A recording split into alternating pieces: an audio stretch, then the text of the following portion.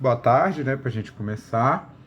Se vocês já estiverem aí com o material a postos, então aqui na questão 12, como eu estava falando, ele traz essa imagem aqui do, do curador, né, que é o organizador dessa exposição de artes, que é a Bienal de Berlim lá, que foi pichado pelos pichadores brasileiros, né? Então os caras foram convidados para ir lá mostrar a arte deles e eles levaram essa expressão máxima da ideia da pichação, né? Que é o questionamento, a desordem que ela traz, né? A pichação geralmente é um movimento desorganizador, né?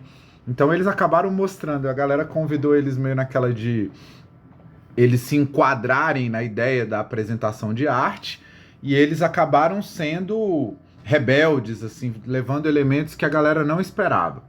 Então aqui a gente tem a foto, né, do Arthur Zimijewski pichado pelos brasileiros, e aí aqui o texto que acompanha aí a foto vai descrevendo essa situação, né?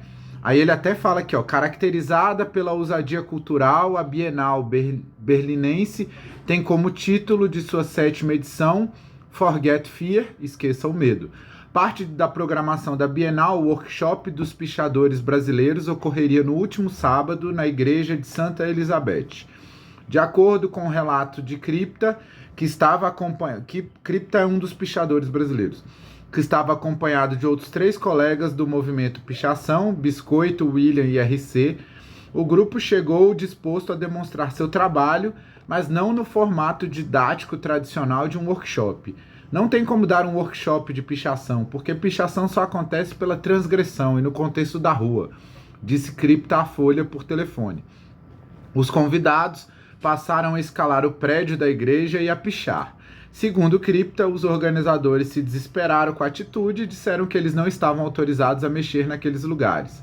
Assim que é bom. Se não é para pichar, nós vamos pichar.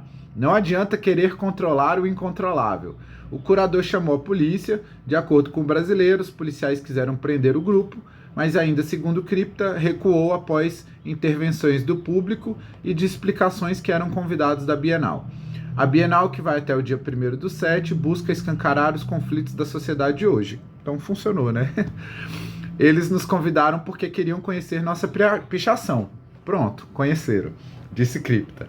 Então, assim, é um documento, assim, bem interessante, assim, uma coisa atual, né, a questão da pichação, embora isso tenha acontecido em 2012, né, a reportagem aqui é 16/6/2012, e traz uma questão muito urbana, muito contemporânea, assim, do momento que a gente está vivendo, e essa tensão entre ordem, porque a arte, ela é uma coisa que não necessariamente segue um controle, e essa expressão artística da pichação, a pichação, galera, é uma coisa milenar, assim, então na Roma Antiga, antes de Cristo, os plebeus e tal protestavam contra os patrícios pichando os muros, as paredes de Roma. Então a pichação, a gente pode remeter e fazer uma ligação até com as artes rupestres nas cavernas.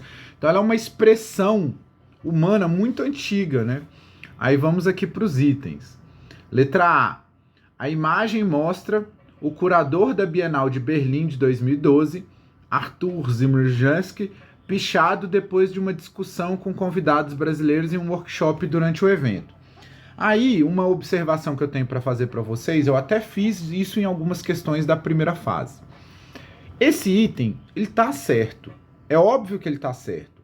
Só que ele está descrevendo a imagem. Então ele é um item muito simples. Assim, qualquer pessoa que lidar com esse documento consegue observar essas informações que estão sendo faladas aí. Então, na minha opinião, esse item tá correto, mas dificilmente ele é a melhor resposta, tá? Por quê? Porque ele é um item muito básico. Ele não tem uma reflexão realmente sobre a questão que está sendo proposta. Que, ó, com base nos documentos e em seus conhecimentos sobre o tema, escolha a alternativa mais adequada. Ou seja, ele quer que a gente pense, que a gente reflita, que a gente pesquise. Então esse item A, ele tá correto, mas dificilmente eu acho que ele seja a melhor resposta. A letra B fala assim: a pichação é uma intromissão gráfica em edificações e monumentos, públicos ou privados, com o intuito, dentre outras coisas, de contestação do status quo. Então, assim, a pichação, ela é um mecanismo de protesto, tá? Então, assim, a gente, claro, pode pensar e fazer referências a pichações também usadas como um contramovimento, assim, até para apoiar. Acontece, mas assim, quase sempre a pichação ela é para reclamar, para protestar, para vozes que são silenciadas, que têm dificuldade para se expressar, consigam se manifestar num lugar com muita visibilidade. Então eu acho a letra B muito boa, bem melhor que a A, por exemplo. Letra C. Diferente do picho, o grafite é uma forma de construção gráfica mais elaborada, com maior interesse estético e origem distinta. Aí eu já acho que não. Assim, o grafite, ele nasce da pichação, tá? Então, assim, o grafite, eu entendo que ele é uma elaboração da pichação. Então, eu não acho que ele tem uma origem distinta, não. Pelo contrário, eu acho que a origem dele tá na pichação, tá? Ele até vai ganhando outros contornos, ele vai perdendo essa coisa do protesto e vai ganhando mais esse aspecto da obra de arte urbana, tá? Dele ser mais tolerado, porque ele é mais bonito, porque ele chama atenção de outra forma. Então, assim, eu acho que a letra C é problemática. Essa ideia da origem distinta e esse termo final que ele usa, eu acho que deixa ser um pouco problemática. Aí a letra D, e aí vocês vão entender porque que eu acho que essa questão é difícil. A pichação é considerada vandalismo e crime ambiental no Brasil. O artigo 65 da Lei 9.605 de 98, que é a Lei dos Crimes Ambientais, estabelece pena de detenção de 3 meses a 1 ano e multa. Esse item está correto. Assim, eu tive que fazer uma pesquisa ir lá no Google, procurar essa lei, li a lei. Tem alguns trechos dessa lei que foram alterados, foram reescritos por uma lei posterior, que é a Lei 12.408 de 2011. Então ela mudou a forma de escrever algumas partes dessa lei sem mudar o conteúdo. Então ela continua com essa punição de 3 meses a 1 ano. Se o lugar que for pichado for um lugar tombado, for um patrimônio, por exemplo, a igrejinha aqui da 108, que é perto da minha casa, ou o Congresso Nacional, um lugar que é tombado. A gente está numa cidade que é tombada, né? Brasília é tombada como patrimônio histórico da humanidade. Mas, sim, existem prédios específicos que são tombados. E aí a pena é um pouco maior, é de 6 meses a 1 ano. E se ela é um grafite, ou seja, se ela é uma forma de melhorar aquele lugar, não é considerado crime. Então essa item D, ela tá correta. Só que eu não sei até que ponto ela é o que tem mais a ver com os documentos. Então, assim, eu acho tanto a letra B de bola quanto a letra D de dado muito boas. As duas são muito boas. E eu tenho dificuldade de saber qual é a melhor delas. Então, eu acho a A descritiva, então a A não é melhor. Na C, eu vejo um problema nessa palavra distintas, mas tanto a B quanto a D eu acho muito boas. Tá? Então aí fica aí a critério do grupo de vocês levarem essa discussão para os colegas de vocês, para ver se alguém mais concorda, tem alguma posição um pouco diferente. O Arthur tá falando que acha a B muito boa. Então eu, no fim, acho a B muito boa, mas a D, como envolve essa questão de você ter que pesquisar, se informar, qual é o crime, qual é a punição para quem picha um prédio e tal... Talvez a D também. Então, assim, qualquer uma das duas, no fim, vai ser uma boa resposta. Lembrando para vocês, como eu falei em sala, que agora a gente já tem que estar preocupado em acertar as melhores respostas mesmo. Porque agora, quem errar muita coisa pode ser eliminado, tá? Mas, de qualquer forma, fica aí a critério de vocês ver qual vocês acham que é a melhor resposta. Vamos para a questão número 13. A questão número 13, cara, eu achei muito boa. Muito bom, uma questão interessante, assim, com um conteúdo histórico bem interessante, porque ela vai trabalhar 2 momentos com a gente, tá? 2 momentos históricos diferentes. Ela vai trabalhar tanto o período do início da colonização do Brasil, com a vinda dos jesuítas, com a questão dos bandeirantes, da escravização dos povos indígenas, da imposição da religião cristã, da fé cristã a esses povos, quanto vai trabalhar a questão da poesia do Olavo Bilac, tá? Então aqui, ó, vocês podem ver aqui que está num livro de poesia de 2002, mas o Olavo Bilac é um dos grandes poetas brasileiros, parnasiano, assim, então ele é um poeta muito famoso, desse estilo de poesia muito celebrativa, que elogia muito, que vê muita qualidade, na verdade, em gente que não tá fazendo... Porque assim, hoje a gente tem uma postura muito crítica de figuras como o Anchieta, que durante muito tempo vai ser visto como um dos fundadores da cidade de São Paulo, como um dos pioneiros assim na catequização dos índios. Então, até 30, 40 anos atrás, ele era uma figura heróica. Então, hoje em dia ele é santo, ele foi beatificado e santificado pela Igreja Católica. Então, ele era uma figura assim imaculada, maravilhosa, que hoje a gente entende que ele estava trazendo diversas violências para essas populações indígenas, né? Mas o poema é interessante porque ele vai trabalhar dois momentos diferentes. Então aí vai ter esse texto aí, ó, Cavaleiro da mítica aventura. Então assim, cavaleiro é uma coisa medieval, europeia, né? Herói cristão, ó, herói. Nas provações atrozes. Atrozes é violentas, assim, então. Sonhas casando a tua voz às vozes dos ventos e dos rios na espessura. Esse movimento parnasiano aí do Olavo Bilac é um movimento que pega muita coisa da natureza para celebrar as paradas, para falar assim, olha como isso é maravilhoso porque é igual à natureza. Então ele usa muito elemento da natureza para elogiar as coisas. Entrando às brenhas. Brenhas é se embrenhando, se metendo no meio, assim, nos matos, nos caminhos com muita vegetação. Teu amor procura os índios, ora filhos, ora algozes. Algozes é inimigos. Então ele está dizendo assim, ora os índios, que é aquela ideia do índio como puro, né? Os índios são os filhos que eles estão procurando para salvar a alma. E os algozes, porque os índios resistem, são inimigos, tem luta, papapá. Aves pela inocência e onças ferozes pela bruteza na floresta escura. Então o índio bonitinho, puro, pombinha branca, ou o índio feroz, inimigo que ataca a onça. Semeador de esperanças e quimeras. Quimeras são monstros gregos.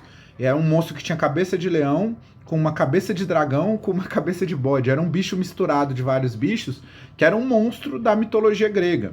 Que aí ele é usado como símbolo de sonhos difíceis, de coisas problemáticas, assim. Então ele semeia esperança, mas também confusão, sonhos, coisas difíceis. Bandeirante de entradas mais suaves, porque assim, existia dois tipos de missão dos bandeirantes, as bandeiras e as entradas, né? Então ele coloca o Anchieta como bandeirante de entradas mais suaves, ou seja, que não eram tão violentos, que não eram para escravizar os índios, por exemplo. Nos espinhos, a carne de laceras. E porque as almas e os sertões desbraves, nessa época tudo que era para o interior, fora do litoral, eles chamavam de sertão.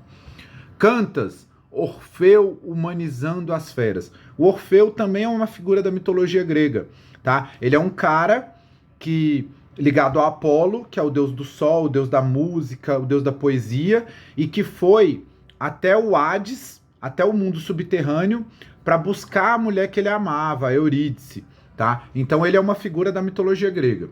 São Francisco de Assis pregando as aves, ou seja, ele pega a figura do São Francisco de Assis, que é um santo bonzinho, é o santo dos animais, das crianças, dos pobres, dos humildes, para dizer que ele está pregando as aves, aquela ideia dos índios como pássaros bonzinhos, legais. Então, ou seja, vocês estão vendo aí um poemazinho de 10 linhas e o tanto de coisa que tem nessas 10 linhas, né?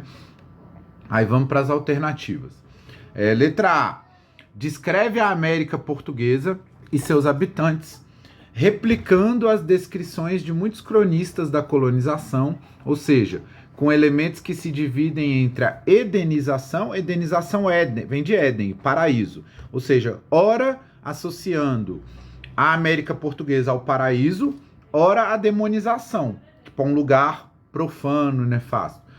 Então essa ela tá correta até, mas eu acho que ela tem umas coisas que extrapola, assim, que vai além do documento, assim. Ele pega um aspecto do documento, mas para mim nem é a coisa mais destacada. Mas isso está presente, tá? Letra B. Traz referências gregas, a quimera, o Orfeu, e cristãs, São Francisco de Assis, a coisa das almas, para descrever a personagem, assim como destaca seu heroísmo e lhe confere um caráter desbravador, ou seja, um caráter desbravador é o que ele começa, né? Que ele vai tipo numa aventura e ele vai na frente. Então ele desbrava, ele abre caminho. Ao lidar com indígenas em uma terra inóspita. Essa B eu achei boa, assim, ela tá pegando elementos do poema, coisas específicas, ao mesmo tempo que tá dando uma ideia geral do poema. Então eu achei a letra B muito boa. Letra C. Trata do jesuíta espanhol José de Anchieta, que veio à América Portuguesa no século XVI, ou seja, nos anos 1500, com a missão de catequizar e ensinar indígenas e participou da fundação da cidade de São Paulo. Também está correta. Qualquer pesquisa básica que a gente fizer sobre o Anchieta, Wikipedia ou qualquer outra página, a gente vai achar essas informações. Então está correta a letra C também. Letra D, ressalta o papel do religioso nos processos de entradas e bandeiras. Como eu falei, tinham essas duas formas de empreitada dos bandeirantes, sendo fundamental na fundação de cidades. Ele participou da de São Paulo, mas não só da de São Paulo. Catequização dos indígenas aprisionados e descoberta de minas de metais preciosos. Então, a participação do Anchieta nessa parte de descoberta de minas já não é tão, porque assim, ele é de uma parte anterior ao início do ciclo da mineração, tá? Então, assim, ele está mais envolvido nessa parte das cidades e dos indígenas. Essa parte da descoberta das minas é uma extrapolação. Ele pode até ter encontrado algum ouro no caminho, mas não é por isso que ele se destaca, tá? Embora ele esteja nos caminhos também, essa preocupação de encontrar ouro é sempre uma coisa importante, mas não é o que trouxe mais fama para ele. Então, assim, nessa aqui, eu acho que tanto a A quanto a D estão corretas, mas eu acho que elas não são tão bem elaboradas, enquanto eu acho que a B e a C são muito boas, tá? Mas essa aqui é uma que eu não vejo em nenhuma das quatro, uma que eu falo, ó, aqui tá errado. Essa aqui tá errado, não pode ser essa. Eu acho as quatro corretas, mas eu gosto mais da B e da C, tá? Mas a D pode ser também, a A pode ser, aí fica a critério de vocês, com o grupo de vocês analisarem, tá? Mas eu gosto particularmente mais da letra B e da letra C. Vamos para 14. A 14 também é bem legal, porque é um documento assim, até fora do que a gente está acostumado para pensar sobre o Brasil, né? Porque acaba sendo um documento de viajante, de uma pessoa de outro país que veio visitar o Brasil. Assim, nós historiadores, a gente estuda muita coisa do Brasil na época da colônia e mesmo do Império, com esses documentos de viajantes que foram conservados lá na Europa e hoje em dia, ou nos Estados Unidos, como é o caso desse, e hoje em dia a gente tem contato, tá? Então aqui, ó, reminiscências de viagens e permanências no Brasil, tá? Qualquer coisa vocês vão aí mandando mensagem, às vezes apita aqui eu escuto, tá? Mas assim, vamos lá. Reminiscências de viagens e permanências no Brasil, relato. Essa tá falando sobre Sergipe, né? Que é hoje um estado brasileiro, nessa época era uma província, que era como se chamavam os estados. Essa é uma das menores províncias do Brasil. Está situada entre 11 graus, o negócio aí da latitude, 11 graus 41 segundos, sei lá, e 10 graus 28 segundos de latitude. O litoral é, no geral, baixo e irregular, passando-se rente à costa, ao litoral, pode-se ver que a fímbria do continente, ou seja, o desenho, assim, o contorno, termina em uma escarpa rochosa. Escarpa é tipo uma parede de rocha, de coloração avermelhada. A gente costuma chamar isso aí de falésia, essas formações hoje em dia. Densa floresta recobre o solo, antigamente, né, tinha muito mais floresta, hoje em dia foi devastada a maior parte, na qual só muito raramente se percebem indícios de cultura. A cerca de 30 quilômetros para o interior, eleva-se a serra de Itabaia, modesta cadeia de pequenos morros onde florescem o pau-brasil e outras madeiras de lei, que é uma das coisas que mais foi devastada do pau-brasil, né? De vez em quando, percebem-se aberturas na encosta da montanha, por onde, ao que dizem, desliza a madeira destinada à exportação. Essa cadeia separa as florestas marítimas das planícies interiores. A província é parcamente habitada e não possui cidade alguma de vulto. A capital denomina-se São Cristóvão, de Cristóvão Barros, sob cujo comando a região foi conquistada em 1590 por ordem do rei Filipe II, que era o rei da Espanha, que estava rei de Portugal nessa época, que é aquela época da União Ibérica, que eu falei para vocês, que a Espanha e Portugal estavam funcionando como um país só, tá? Então esse é o período que, por exemplo, a Holanda invade o Brasil depois, no começo dos anos 1600. Lá a partir de 1624 vão ter as excursões da Holanda para invadir o Nordeste brasileiro. Então esse período aí que ele está mencionando da fundação dessa cidade, eu já fui nessa cidade quando eu era adolescente, com meu pai inclusive, que é a primeira capital de Recife. A capital atual é Aracaju, mas essa cidade de São Cristóvão aí, que é a primeira capital de Sergipe, é uma das cidades mais antigas do Brasil, tá? E o nome de Sergipe provém da denominação aborígene dada a um riacho que vem do interior. A parte oriental da província, ou seja, a parte mais próxima do litoral, presta-se ao cultivo da cana-de-açúcar, do tabaco e de outros produtos agrícolas. Enquanto que a parte ocidental, ou seja, o interior, o sertão, é consagrada principalmente à criação de gado.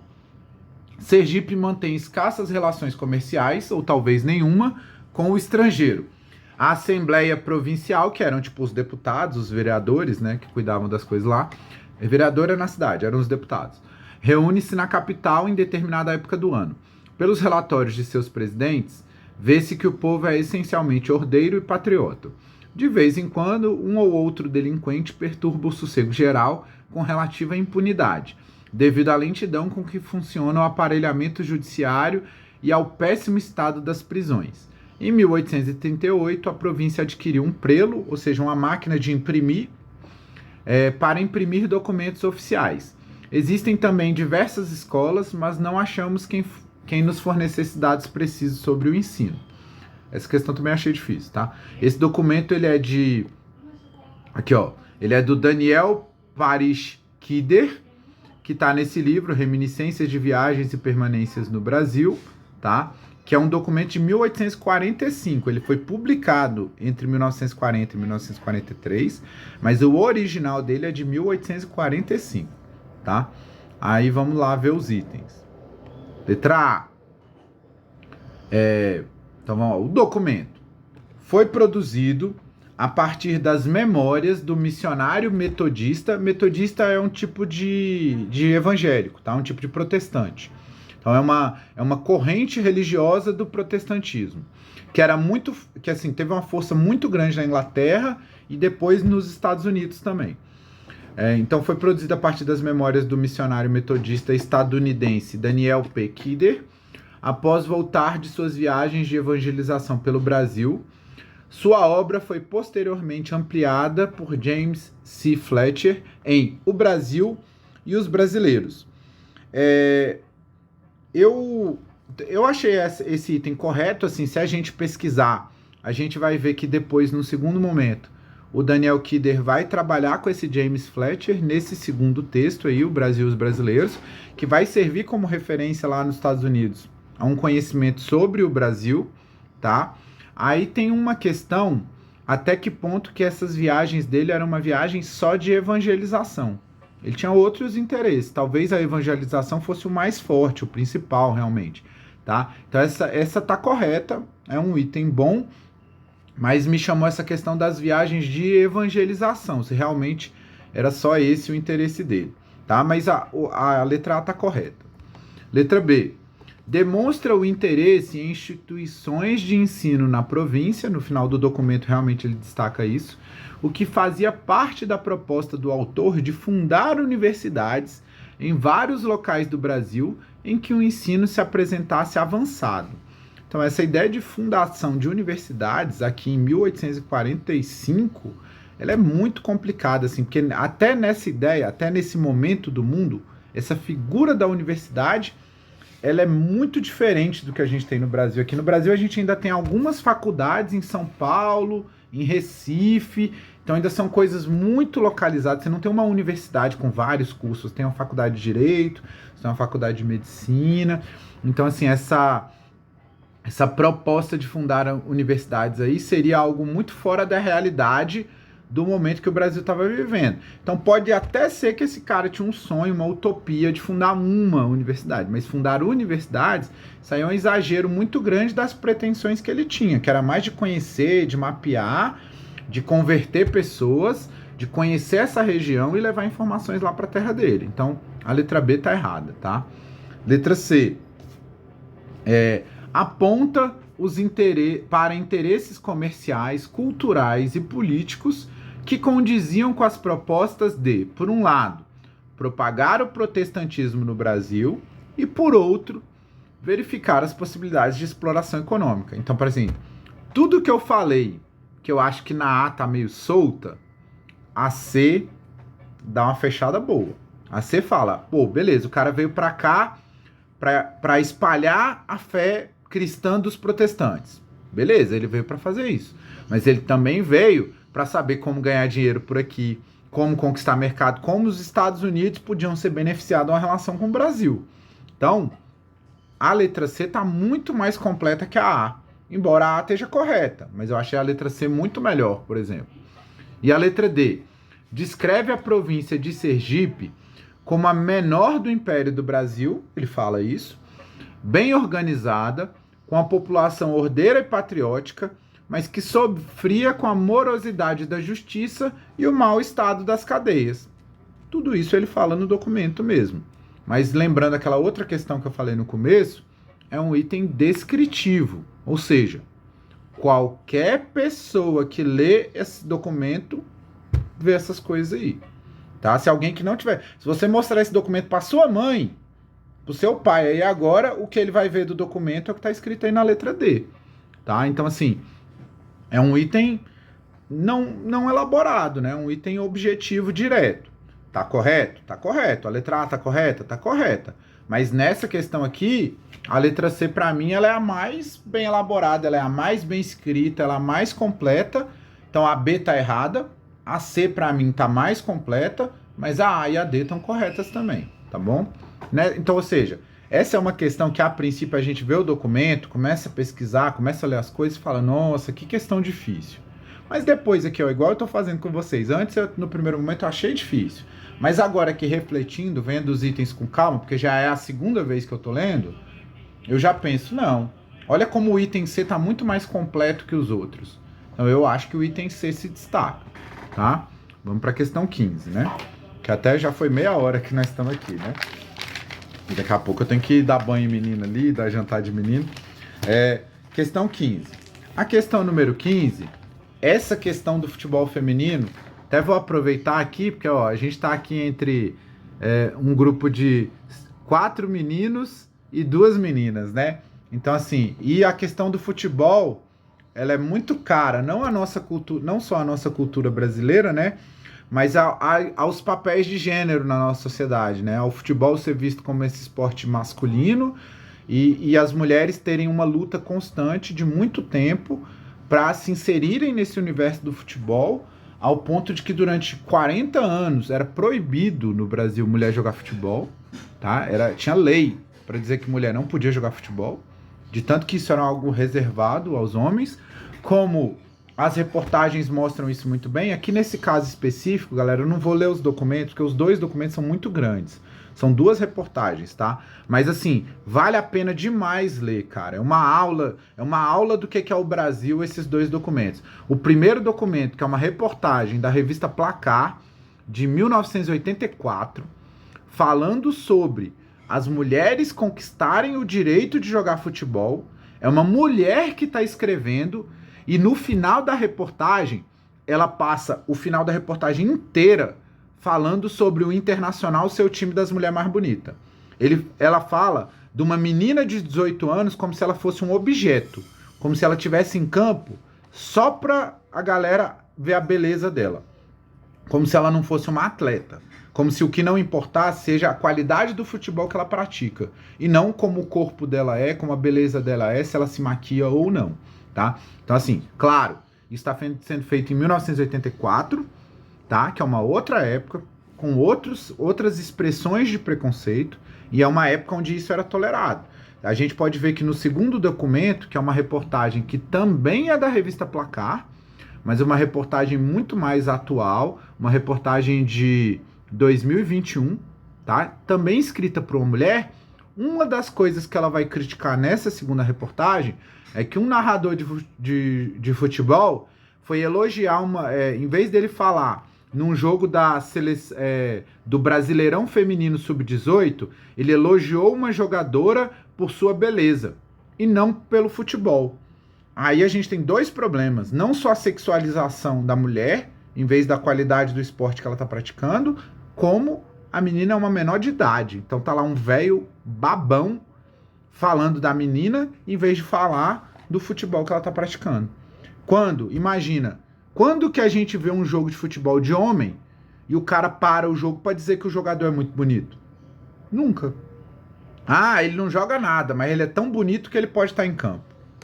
Ou seja, e aí eu tô até dizendo isso não que os homens não sejam objetificados também, às vezes são, tá? Às vezes a questão do jogador ser muito bonito, uma figura como o Cristiano Ronaldo, por exemplo, tem muito destaque, tem muita coisa que gira em torno da beleza física dele, do homem que ele é, do tanto de mulher que acha ele lindo, mas a gente sempre no futebol masculino foca na qualidade atlética, no desempenho esportivo dos caras.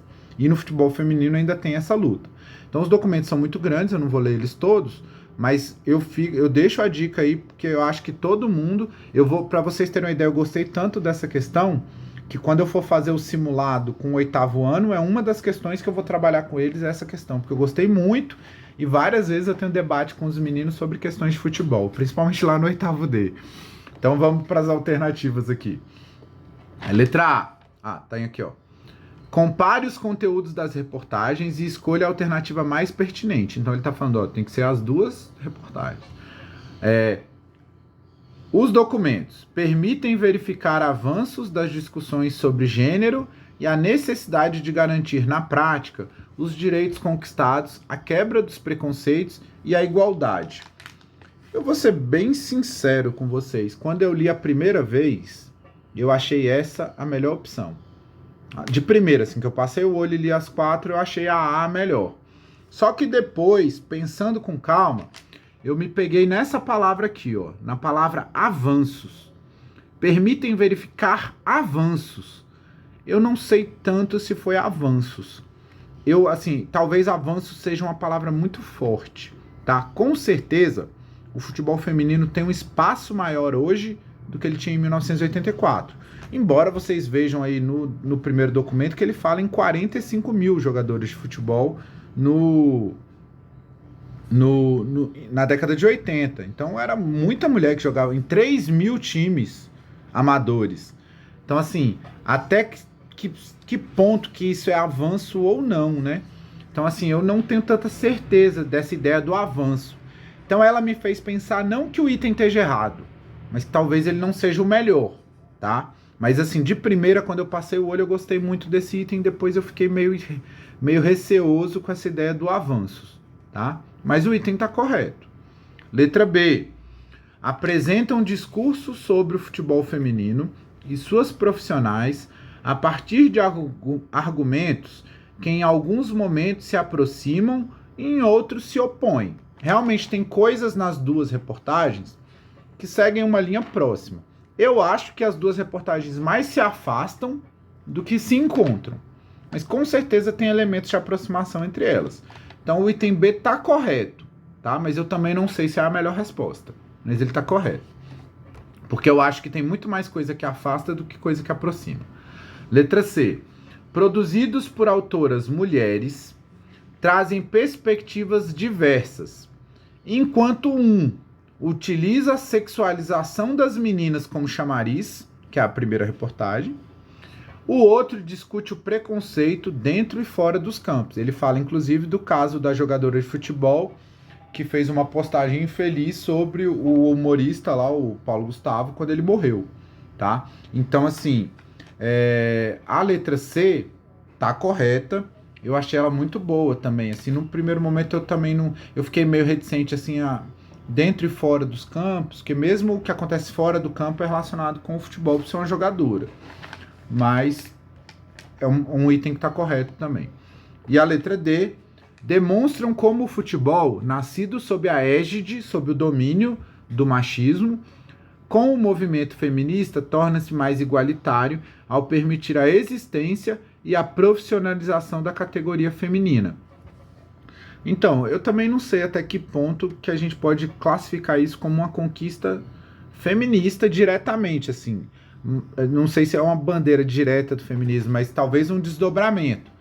Mas E assim, eu acho que o futebol feminino está muito longe de ser igualitário. Se a gente pegar o salário da Marta, que é 6 vezes melhor do mundo, assim, ela é o Messi do futebol feminino. E a gente comparar ela com... Não vou pegar nem o caso do Neymar, que é o jogador brasileiro que mais ganha, hoje em dia ele ganha mais que o Messi.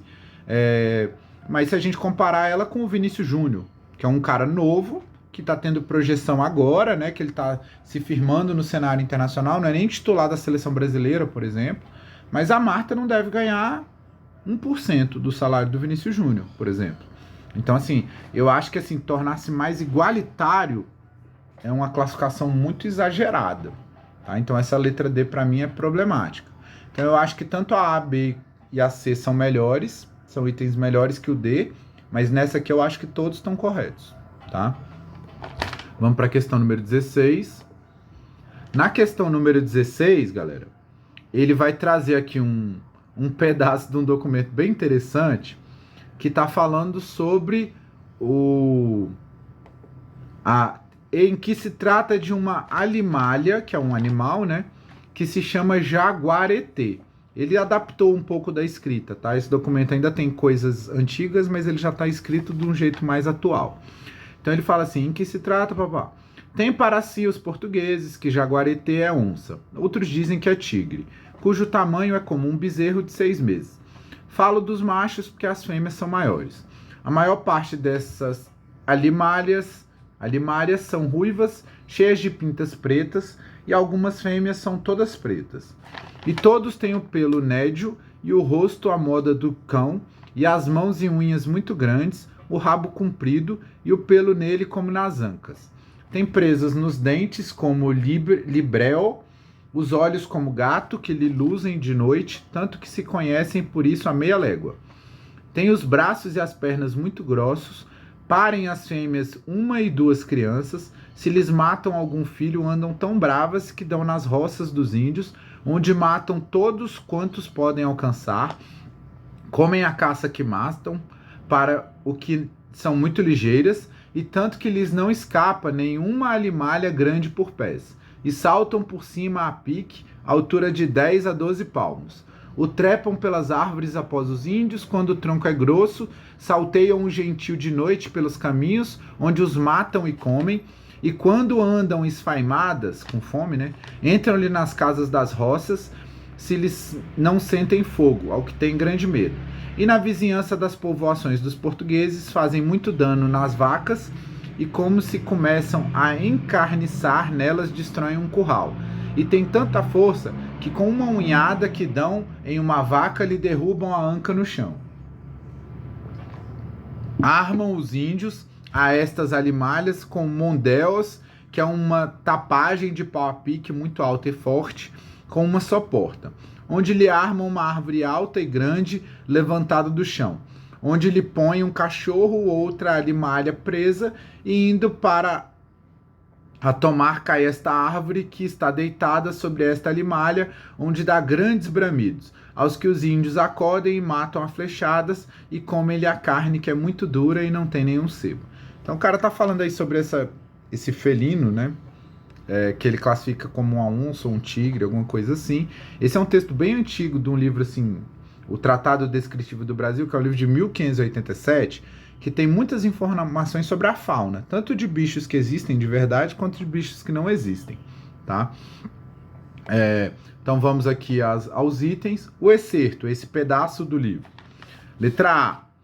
Descreve um animal, sua ação e ataques a outros animais, especialmente aqueles criados pelos colonos, e formas de capturá-lo utilizadas pelos indígenas. Tá? Então, assim, essa letra A ela é descritiva. Eu não acho que ele descreve animais, a outros animais, especialmente criados pelos colonos. Ele descreve mais ataques aos indígenas, né? Então, parece que a maior parte do contato que ele traz de informação é através dos indígenas, e não dos colonos. Então, só daí eu já acho que a letra A não é a melhor opção. Tá? Além dela ser descritiva, eu acho que tem um detalhe aí na descrição dela que não tá boa. Letra B. Demonstra o desconhecimento do autor sobre os aspectos físicos do jaguareté, detectável na descrição do animal a partir de analogias com outros mamíferos conhecidos na Europa. Então, para dizer como o bicho é, ele está sempre comparando com algum outro bicho, como é a pata, como é o olho. Então, a letra B está correta e mostra que assim ele está descrevendo esse bicho pelo que ele ouviu falar, não pelo que ele viu, tá? Então, a letra B está correta. Letra C. Apresenta ao leitor características físicas do jaguaretê, a onça pintada, maior felino das Américas, hoje ameaçado de extinção. Para mim, o problema aqui é que o jaguaretê é um tipo de onça pintada. Hoje em dia tem um tipo da onça pintada que é o tipo jaguaretê. Mas, assim, ele fazer esse casamento que o jaguaretê é a onça pintada, para mim é um exagero, assim, ele está extrapolando, tá? Então eu acho que a letra C também não... Eu acho que nesse detalhe aí ela se perde, porque ela parece muito fácil, é uma resposta muito dada. Tanto que lá na própria descrição ele fala, tem gente que acha que é onça, tem gente que acha que é tigre. Então não acho que essa é a melhor resposta, não. Letra D. Insere-se numa proposta de fazer conhecer na Europa a colônia portuguesa, em seus diversos aspectos, incluindo os seres que a habitam, tanto reais como o jaguaritê. E aí aqui, ó, vale lembrar, ó, também tem um detalhe que aqui, ó, o nome está escrito diferente, tá? Jaguaritê para o que está descrito lá em cima, aqui o nome está escrito de outra maneira. Pode ser uma pegadinha? Pode. Quanto míticos, como o Ipupiara. O Ipupiara é um monstro marinho, é um monstro inventado pelos povos indígenas. Então, assim, que tem nesse livro mesmo, tá? Então, assim, a letra D, pra mim, tá muito boa, muito boa.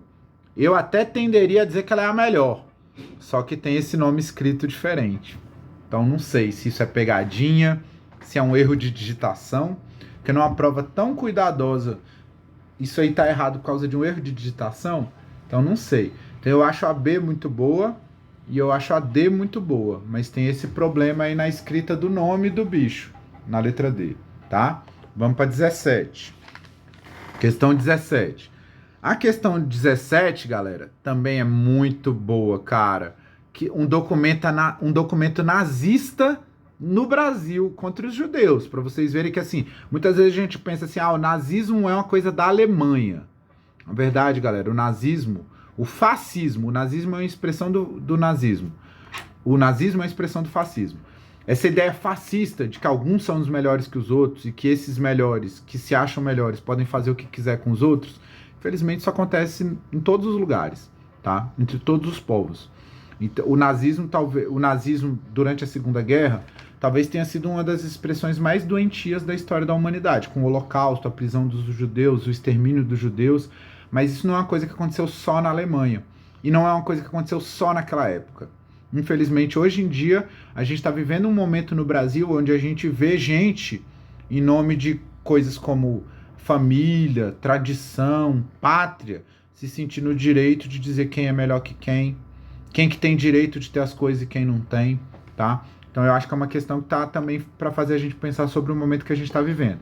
Então ele traz essas 4 páginas desse documento da Associação Brasil Livre, que usa a suástica nazista, e olha o que está em volta da suástica nazista. Deus, família e pátria. Que geralmente é o lema eleito por essa galera para falar, eu tenho o direito de matar os outros porque eu estou defendendo Deus, família e pátria. Tá? Aí ele fala, Marcelino Ramos, RGS, que é do Rio Grande do Sul, uma proposta. Ao ilustríssimo senhor doutor Oswaldo Aranha, que era o ministro das Relações Exteriores, era o ministro brasileiro que cuidava do contato com os outros países, tá? Uma contribuição da Associação Brasil Livre, Marcelino Ramos, Rio Grande do Sul, com base no questionamento da comunidade judaica e suas influências, visando impor restrições aos da raça, fé, ascendência e descendências judaica, sujeita-se à presente proposta a regulamentação e a redação que se conformará ao Decreto-Lei nº 406, de 4 de maio de 1938. Todos os judeus são considerados estrangeiros e terão carteira própria tarjada com o símbolo judaico, ou seja, os judeus vão ser separados, eles vão ser tratados diferentes. São judeus os que para o Brasil imigraram desde 1900, seus descendentes, filhos, netos e pessoas integrantes de suas famílias. Isso está sendo escrito em 1939. Todos os judeus são livres para estabelecerem quaisquer comércios varejistas, com exceções de bancos, lojas de comestíveis de qualquer natureza, a granel ou não. A granel é tipo no atacado, assim, em grande quantidade. Secos e molhados eram vendinhas de coisas, de pequenos produtos. Casas de pasto, restaurante para almoçar e jantar, ou integrando pensões. Pensões eram tipo hotéisinhos, lugares de dormir, hospedarias. Será permitido aos judeus se estabelecerem com negócios de penhores, não podendo receber quaisquer objetos militares, incluindo armas de qualquer natureza, trajes militares e vestes que integrem o uso de Santa Madre Igreja. Ou seja, nada para judeu que tenha a ver com a igreja, nem com coisas militares. Aí ele continua aqui nas outras páginas. Qualquer judeu preso terá seus bens vendidos em leilão para custear as despesas integrantes de sua manutenção. A nenhum judeu será concedida autorização para comércio de sortes, loterias, jogos. Papai ele fala que não pode ter nada com jogo de azar, né? Integrar conselhos societários de organizações ligadas à hegemonia da nova ordem. A nenhum judeu será concedido empréstimo bancário. O judeu e seus familiares, não podendo pagar aluguéis de moradia, olha isso, galera, serão enviados para a cidade a ser construída no sul do Brasil, em local a ser determinado, onde poderão gratuitamente viverem até a sua morte, integrados nessa nova ordem, nessas novas comunidades. Ou seja, os judeus vão ser mandados para um lugar separado. A cidade a que se refere o item anterior será igualmente o destino final dos doentes crônicos condenados pela justiça, alienados mentais, ou seja, os loucos, e velhos, homens e mulheres, com mais de 60 anos e sem posses. Ou seja, galera, isso é um campo de concentração, igual tinha na Alemanha, tá? Pensa que isso aí é 1939, tá? Então já é no contexto do começo da Segunda Guerra Mundial. A gente vai estudar isso ainda, né? Tal cidade abrigará com segurança, respeito e liberdade os judeus ali residentes, exceto uma sinagoga. Nenhuma instituição cultural, cinema, teatro, livraria, biblioteca poderão ali funcionar, sendo proibido o comércio, o uso e manutenção de aparelhos de rádio, telefone, telégrafo, jornais, revistas, máquina de impressão, fotografia, de filmes. Escolas não judias que não se integrem à comunidade não poderão funcionar. Serviços postais serão permitidos após censura prévia. Então, assim, eu vou até deixar de ler o final, mas vocês já entenderam. Os caras estão falando, é o ministro das Relações Exteriores. Os judeus têm que ser tratados diferente e têm que ser mandados para campos de concentração. É isso que o cara está falando. Tá? Então, esses eram os nazistas brasileiros falando. E uma coisa, porque assim, se esses nazistas brasileiros chegassem lá na Alemanha, os alemães mandariam eles para campos de concentração. Mas eles se identificavam com essa ideologia de nós somos melhores que os outros e podemos fazer o que a gente quiser com os outros. Então, sobre esse documento e o tema que ele trata, é correto afirmar que o documento determina que os judeus e outros grupos sociais específicos vivam juntos de forma isolada e digna numa cidade completa a ser criada ao sul do Brasil. Não é uma cidade completa, não pode ter um monte de coisa na cidade e não é nada digno viver lá. Na verdade, é um jeito bonitinho de falar que lá vai ser um campo de concentração. Então a letra A está errada. Letra B. O folheto aponta a restrição de direitos da comunidade judaica dentro do Brasil, demonstrando a propagação da ideologia nazista no país durante a década de 1930. Tá correto, tá? Inclusive a mulher do Carlos Prestes, que lutou contra o Vargas, foi mandada para a Alemanha pelo Vargas, porque ela era judia e alemã, e morreu num campo de concentração. Letra C. A Associação Brasil Livre propõe ao ministro das Relações Exteriores, que é o Oswaldo Aranha, uma série de restrições para a permanência de indivíduos de origem judaica no território nacional. Tá certo também. Ele fala, a lei que ele cita aí, que é o decreto que está no próximo item, é a lei sobre as regras para entrarem estrangeiros no Brasil. Então a letra C está certa. Letra D. O Decreto-Lei número 406, de 4 de maio de 1938, mencionado pela Associação Brasil Livre, compreende a regulamentação a respeito da entrada de estrangeiros no Brasil. Também está correta a letra D, tá? Tanto a C quanto a D estão muito boas. A letra B também está correta. Então, assim, nessa que a A nitidamente está errada, mas tanto a B quanto a C quanto a D estão corretas, sendo que eu acho que a C e a D tratam do documento aqui especificamente melhor do que a B. Mas eu acho as três muito boas. Aqui é difícil de escolher qual é a melhor, tá? Mas a A nitidamente está errada e as outras estão certas. Vamos para a questão 18, que já tem quase 1 hora que a gente está aqui, né? E ainda faltam 5 questões? 4 questões, né? Vamos lá para a questão 18. Vou dar uma acelerada aqui, galera. Na questão 18, é um texto do livro de tombamento da paróquia do Rosário e São Benedito, tá? Que é, pedido de licença. Dizem os devotos, rei, juiz, oficiais e irmãos de mesa da confraria do glorioso São Benedito, cuja venerável imagem se acha colocada em um dos altares colaterais da capela de Nossa Senhora do Rosário da cidade do Cuiabá, que há 60 anos se congregarão os devotos da mesma venerável imagem, construirão uma confraria sem alcançar a imperial permissão necessária para isso, porém reconhecendo sempre será dita confraria da jurisdição imperial, por seu pleno júri, pertencente ao grão-mestrado, cavalaria e ordens de Nosso Senhor Jesus Cristo, humildes e submissos, prostam-se os suplicantes ante o trono de Vossa Majestade Imperial, que era o imperador Dom Pedro I, rogando que, por bem o serviço de Deus, Vossa Majestade Imperial se digne a aprovar a instituição da dita Irmandade, revalidando-a com a imperial sanção, sem embargo da nulidade que foi instituída, e confirmando os 26 capítulos de compromisso que com esta apresentarão para servir de regra à mesma confraria. Então aqui é um texto onde eles estão pedindo autorização do imperador para abençoar lá a instituição deles, a irmandade deles, essa irmandade religiosa que está ligada a essa igreja. Essa aqui é difícil porque aqui, considerando o excerto, o texto apresentado e a história da formação das irmandades no Brasil, então essa envolve uma pesquisa para a gente conseguir responder. Alternativas. Letra A.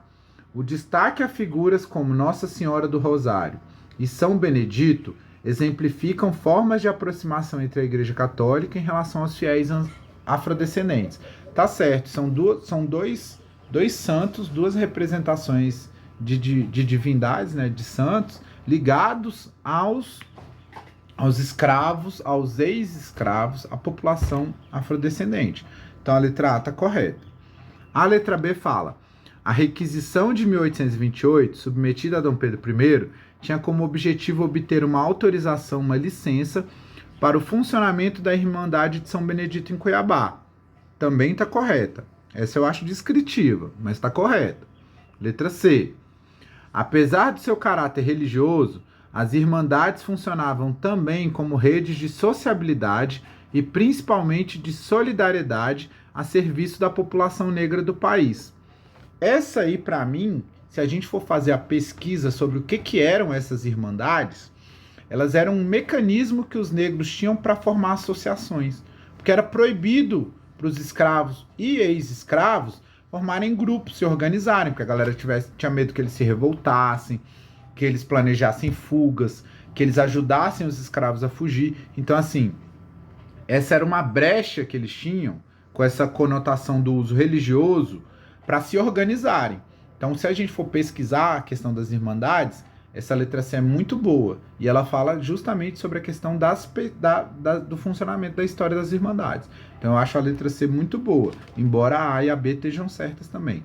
Aí a letra D vai falar: a existência da Irmandade de São Benedito em Cuiabá é uma exceção, uma vez que as Irmandades Negras são um movimento característico de São Paulo.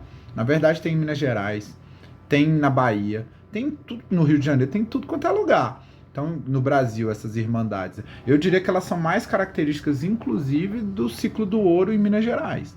Tá? Então, a letra D está errada. A, B e C estão certas, mas eu acho que a letra C, dentro lá do título, é a que melhor responde à proposta do título.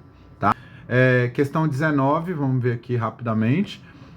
Alô, alô, Extremo Norte é uma reportagem sobre uma rádio lá, sobre um programa de rádio que chama Alô, alô, Amazônia, né?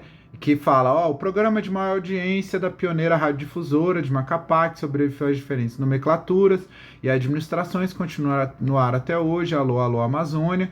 O programa liga as comunidades isoladas do Pará e Amapá, a capital do estado, Macapá. É transmitido de segunda a sexta, entre 13 e 15 horas, e sábados pela manhã. Com suas leituras de mensagens do interior para a capital e vice-versa, o programa é a ponte mais rápida para aproximar muitas comunidades ribeirinhas. São recados que tratam de amor e saudade, aviso de cobrança, felicitação de aniversário e casamento, nota de falecimento, além de outras demandas do dia a dia. São registros pessoais que só se tornam públicos pela necessidade de comunicação. Os moradores do interior do Amapá e dos municípios paraenses de Guarupá, blá blá blá, ele vai falando. A importância do Alô Alô Amazônia pode ser mensurada pelo fato de o governador Walter Góes, em 2015, ter sofrido duras críticas por ter permitido o aumento do valor das mensagens divulgadas na rádio. Os ribeirinhos se revoltaram contra a emissora por ter aumentado de R$ 2 para R$ 5 o preço das mensagens do programa. Isso é um absurdo. A radiodifusora é do povo e não há nenhuma justificativa para um aumento desse. O povo ribeirinho, que é o povo que vive no Rio, na beira do rio, quando vem vender seus produtos em Macapá, já vem com sacrifício e ganhando pouco. 2 mensagens são equivalentes a um prato de comida. Argumento ribeirinho, Raimundo Vilhena, bababá, 2015. Então, sobre essa rádio, essa questão também achei bem difícil, cara. Porque, letra A. O programa de noticiário A Voz do Brasil, criado por Getúlio Vargas, permanece de veiculação obrigatória às 19 horas. Errado. Foi aprovada uma lei recentemente, há poucos anos, acho que 2020, talvez 2019 ou 2018, mas tem há poucos anos foi aprovada uma lei que hoje em dia as rádios podem pôr ela entre 19 e 22 horas. As rádios públicas continuam pondo ele às 19 horas, mas hoje em dia ele pode ser em outros horários. Então a letra A está errada. Letra B. Em 2022, comemora-se o centenário da primeira transmissão de rádio no país, ocorrida nos festejos de 7 de setembro de 1922, que foi um discurso do então presidente do Brasil que chamava Epitácio Pessoa. Então a letra B está correta. Tá? Letra C. Apesar da internet e das redes sociais, a rádio continua um meio de informação e comunicação fundamental no Brasil. Tá correta também. Às vezes a gente pensa que com a internet a rádio vai perder a função e na verdade os podcasts estão mostrando como o rádio está sempre se atualizando, né? Então a letra C está correta. Letra D. O programa Alô Alô Amazônia é um exemplo de como a rádio pode ainda hoje ter a função de utilidade pública. Realmente ela é uma coisa que atende ao interesse público das pessoas daquela região. Uso privado, mas, ou seja, um privado coletivo, né? Então é público. Então, assim, pra mim, qual é o problema dessa? A A tá errada, ok, mas a B, a C e a D, pra mim, eu não sei dizer pra vocês qual é a melhor, galera. Eu acho as 3 igualmente boas. Então pode ser qualquer uma das 3. Vamos pra questão 20, faltam só 2, estamos acabando. Esse aqui é o quadro da coroação do Dom Pedro, vou mostrar ele aqui bem rapidinho para vocês têm ele aí para vocês verem depois. Mas é um quadro famoso de um pintor chamado Jean-Baptiste Debré, que pintou muitos quadros importantes, né, do Brasil nesse período do Império. E aí tem um texto sobre a história da moda que fala o traje áulico, que é esse traje real que o Dom Pedro I usou. E aí ele vai falar das características do traje, de como o Dom Pedro I misturou simbologias, coisas do Brasil com coisas da Europa, coisas antigas com coisas novas. Então, assim, o Dom Pedro I teve uma sacação de usar essa roupa da coroação como um símbolo do poder dele, a coisa da bota, para ele parecer mais guerreiro, então coisa militar, com coisa da nobreza. Então ele usou vários elementos dentro desse traje para dar uma importância para aquele momento. E através da pintura do Debré a gente conhece. Eu vi esse traje quando eu tinha 20 anos. Quando fez 500 anos da invasão dos portugueses, a galera fez uma exposição no Congresso chamado Brasil 500 anos. E eu trabalhei nessa exposição, eu era guia. Eu levava as escolas para passear e esse traje estava nessa exposição. Tá? Então eu vi esse traje ao vivo aqui no Congresso Nacional. Trabalhei levando a galera para conhecer ele, explicava sobre ele. Até uma coincidência interessante isso. Então ele vai dar uma descrição, ele tem essa pluma de tucano mesmo, ele é todo cheio de... Hoje em dia ele fica num vidro, não pode nem mexer, porque senão ele desmancha, de tão antigo que ele é. Tá? Aí vamos para as opções. Escolha uma das alternativas. Letra A. Napoleão Bonaparte e os caudilhos hispano-americanos também foram artisticamente representados trajando botas de montaria. Podem ter sido, acho que devem ter sido mesmo, assim, mas para mim foge do foco aqui da questão, mas confesso que eu pesquisei, assim, não consegui confirmar se o Napoleão usou, mas eu acho que deve ter usado, porque ele estava sempre em cima de cavalo nas pinturas, e os outros governantes da América Espanhola também, mas não sei, eu acho que A não deve ser a melhor opção. Letra B, porque o foco é aqui o Brasil. Letra B, a fim de evidenciar o direito advindo da hereditariedade, Debré pinta Dom João VI e Dom Pedro I de maneira semelhante. Tá. Então, de novo, assim, essa aí eu não sei, porque assim, a semelhança, ok, é semelhante, mas isso é um detalhe da obra, se for a característica física. O foco tá na roupa. Então, por exemplo, a A para mim é melhor do que essa, porque a A tá falando de roupa. E a B não tá. Então, não das características físicas das pessoas. Letra C. O registro artístico histórico de Debré permite a identificação de elementos simbólicos presentes na indumentária do imperador. A C tá certa. Tá falando que pela pintura a gente pode conhecer as informações do traje. Aí eu concordo. A C tá certa. Letra D. Elemento fundamental à fabricação do soberano, o referido traje de Dom Pedro I traduz seu poder e capacidade de conciliar interesses. Para mim o problema aqui é esse traduz. Traduz é uma palavra muito forte. Talvez assim ele tente mostrar, ele pretenda, mas traduzir parece que é aquilo. Tá? Então a D eu fiquei encucado com essa palavra traduz aí, mas ela tá certa. Então eu acho assim, a B e a D as melhores opções, tá? Desculpa, a C e a D. A B pra mim não é boa. A B pra mim é a pior. A C e a D pra mim são as melhores e a A pra mim tem o problema de não ser aqui no universo do Brasil, que é o que a gente tá trabalhando mais, tá? Vamos pra última questão, que é a música. Eu não vou tocar a música, mas essa música fez muito sucesso, essa música Triste, Louco e Má, do Francisco El Hombre. Se vocês não ouviram, escutem, é uma música maravilhosa, ela é um manifesto assim, do direito das mulheres, da existência da mulher, como ser mulher não é determinado por ela ser mãe ou por ela casar com um homem, que essas coisas que se dizem que a mulher tem que ser não determinam o ser da mulher.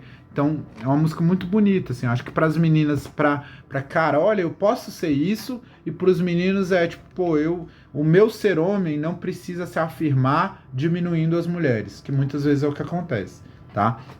A gente tem que pensar que até os homens, como eu, que é o meu caso, que querem ser feministas, que querem lutar pelos direitos das mulheres, na nossa vida, no nosso cotidiano, a gente está reproduzindo coisas machistas o tempo inteiro, tá? Até sem querer. Então a gente tem que lutar contra o machismo todo dia, tá? Então vamos lá para as alternativas. Letra A.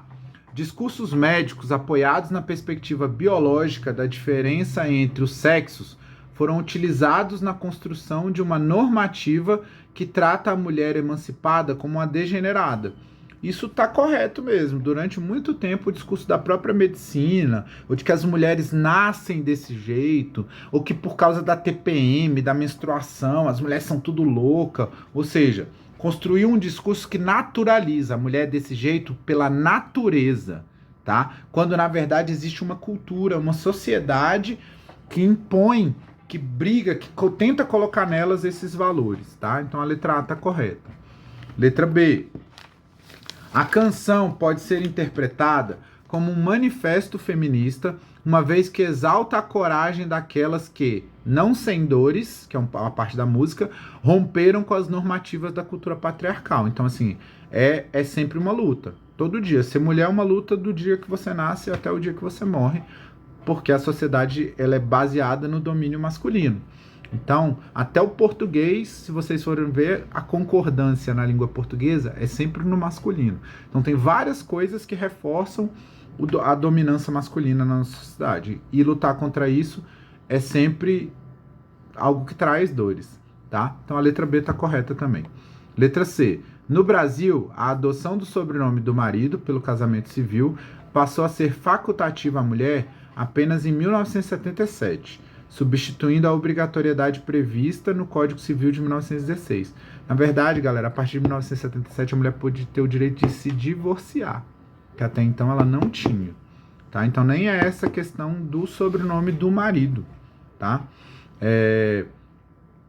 Isso, assim, essa lei de 77 é a lei do divórcio, na verdade, tá? Então essa C, ela tá mal elaborada.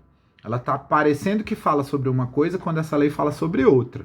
Tá? Então a letra C, para mim, ela pode até estar correta por ter contido isso, mas ela com certeza não é a melhor opção. E a letra D, os adjetivos triste, louca e má, utilizados no século XIX para qualificar mulheres que desafiavam as normas vigentes, deixaram de ser utilizados como tal, com tal conotação apenas no século XXI. Infelizmente, eles não deixaram de ser utilizados dessa maneira, galera.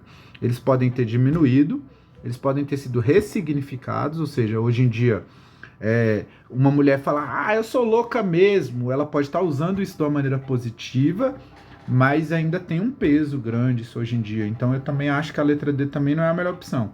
Eu fico entre a A e a B, mas eu acho tanto a A quanto a B muito boa, tá? Sendo que na C e na D são detalhes, assim, elas podem estar corretas, mas eu procuro um detalhe para ver qual que é a mais correta. Então eu acho que a A e a B são melhores, tá? Elas sobressaem. Bom,